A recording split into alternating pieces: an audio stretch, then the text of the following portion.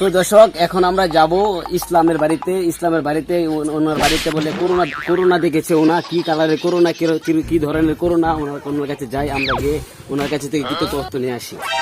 ইসলাম sir ইসলাম sir কি অফিসে আছেন? হ্যাঁ আছি।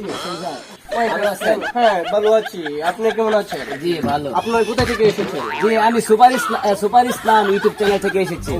আপনি বলে করোনা দেখেছেন? হ্যাঁ ও মাই শট ফ্যান, আমি করোনা দেখেছি। ও তাই আমরা ওখান থেকে এসেছি। দাঁড়ান, আমার রেকর্ডিংটা নিয়ে আসি। দাঁড়ান, এদিকে আসো, আমার এটা হামকিলিয়ালা করোনা সবাই দেখতে পারে না।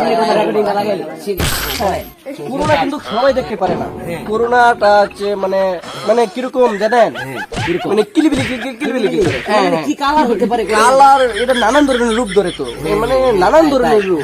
তাই হ্যাঁ মানে এই করোনাটা মানে অনেক প্রকার রূপ। দেখতে কেমন?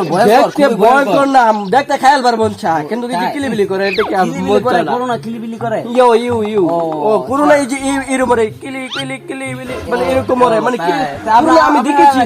করোনাটা আমাকে দেখাবেন? হ্যাঁ করোনা দেখবেন, আপনি দেখবেন। আসেন আমার একটু মানে চা পান খাবেন, আমার অফিসে আসেন। অফিসে?